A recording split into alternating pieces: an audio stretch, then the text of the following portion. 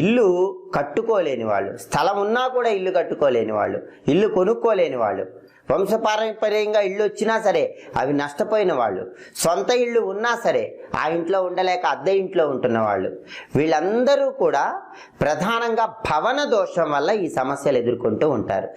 మరి ఈ భవన దోషం పోవాలంటే ఏం చేయాలంటే పరిహార శాస్త్రంలో ఒక అద్భుతమైన పరిహారం చెప్పారు.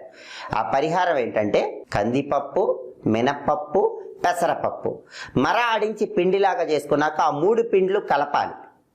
కలిపిన తర్వాత ఆ పిండ్ల మిశ్రమంలో నీళ్లు కలిపి 11 చిన్న చిన్న ఉండల్లాగా తయారు చేసుకోవాలి. ఆ 11 చిన్న చిన్న ఉండల మీద బెల్లం ముక్కలు ఉంచాలి. అలా బెల్లం ముక్కలు ఉంచిన తర్వాత ఆ 11 చిన్న చిన్న ఉండలు బుధవారం పూట గోవుకి ఆహారంగా తినిపించాలి.